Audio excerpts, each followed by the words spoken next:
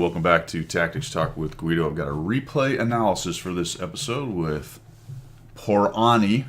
I keep saying Porani, but it's Porani, the clanless one in his M41 Bulldog Tier 8 American light tank. This is a tank that's gone through a lot of changes over the years. Currently residing in Tier 8 without an autoloader. And he is in a 3.57, which is a pretty good setup for a Tier 8 scout these days. Loaded into Karelia and has spawned down in the south on an assault, and he's on the attacking side. This is a pretty nifty little game. We're going to see Porani rage in here and be, I'm going to call it super aggressive, at least initially. He's doing a pretty nice job with the active scouting thing. What he's doing here is he's looking for the enemy tanks that are going along the west side of the map and headed up to the southwest hill. It is a fairly dangerous line. He's relying on his movement and speed. See, there's a big blast coming in from artillery. He sees the artillery. Comes on up here. Sees a couple more guys. They're scattering like cockroaches, and we got a pretty good jump here. This is, holy Nelly, how on earth nothing got damaged or tracked there? I will never know. Hit it just right. I think Porani, you shouldn't have gone up at quite as high as you did right there. I think you got done what you needed to do without continuing to push in. I really believe that was just a lot of luck you didn't get hit, but as far as being in an active position to look, not bad. Now they know he's tucked up under here, and a scout right where Porani is can be an absolute nightmare for the defending team, especially if they're camping pretty hard. He finds this AFK T-29 and just starts to farm this guy. Hits him.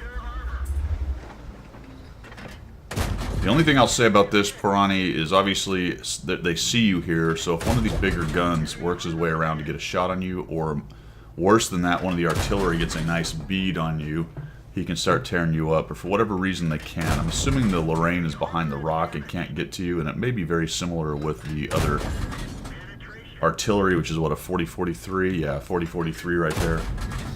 Hitting into the ground. This is something that you'll find with the extreme zoom. Sometimes you don't get a good feel for how close you are to the terrain, and you can see that these are dropping. If he just scooted up just a little bit, he would stop having quite as much trouble with blapping it straight into the ground, and you'll find that when you do the full zoom in. Sometimes you don't have a really great idea of what the terrain around you is actually doing, and you may be just barely above it. Sometimes I think based on what your settings are and how good your computer is and the graphics, you may actually be below the ground sometimes, meaning the hitbox is just there and you can't really see it. So he's getting some really good shots, and this is why this spot is so dangerous for the defending team. Probably got just a little over aggressive right there, but keeps on coming in. Poor Tiger P doesn't know what to do. 292 is running back, and his team's doing a pretty nice job, because what they are doing is on both hills they're taking the hill, and that's great. The enemy team has done quite a bit of camping, and that is a killer on this map. If you're on the defensive side and you're camping up behind the rocks where Porani was spotting everyone, and you don't send enough up to take the hills, you're in a big bunch of trouble. And one of the reasons is exactly what Porani is doing here. You get a scout tucked up under here, starts lighting up your campers, and your campers get subdued by the guys on the hills, and they have a harder time supporting their tanks, their few tanks that went up there. I bet E75 is doing his damnedest up there. Almost got the Tiger P. That would have been a nice kill. Maybe he's going to be stupid enough to come out. Let's see what he does. No, doesn't want to. The Super kind of sees him sitting there. Oh, he does want to come out, and down he goes. Super Persian is really the only one who's kind of paying any attention to Porani right now. And the other thing about this spot is you can move back and forth, right? So he went over here to the kind of northeast corner of this front edge. Now he's going to work down to the southwest, and he can start spotting over there. Or like he's doing here, you can cut back to the middle and see what's shaking here in the middle, and start to give the rest of your tanks shots. Now that his friends have taken the various hills right here, now they have the draw distance to get in on these guys, and he's going to show up and start harassing the heck out of this poor Tiger. Jag Tiger, Jaeger, what is it? I don't know. JT, let's call it that thing. The Tier 9. He's having a bit of a hard time doing anything to him. A couple unlucky bounces on the side, kind of looked like he maybe hitting the gun or the mantlet or something.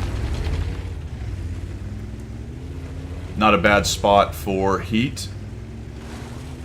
It's not very thick on the side of that, so your AP should have gone through it, but heat's going to have an even better time on that big flat side of the JT. Of course, you've got to deal with tracks and such things when you're shooting at the side of a tank. If the heat goes into the tracks, that doesn't work so good. Now the JT's moving up. T-92's over here as well. There's that artillery again, and that's why the Lorraine wasn't shooting at him. It looks like he was supporting almost completely that west edge of the map. The Super is still hiding and trying to take on Porani, and now he's got an LTG and a Bat Chat moving along to the middle. This is a good decision by Porani to come back here and start supporting these guys. See if you can start working on them.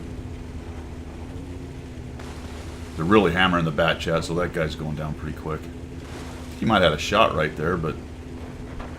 Oh, nope, I am incorrect. They're actually in that pit. Did not realize that. So they're all down in that pit. And Porani's going to come down in here and do some pretty good work. He's got some near-deads he can take on, so let's see if we can get this guy dead.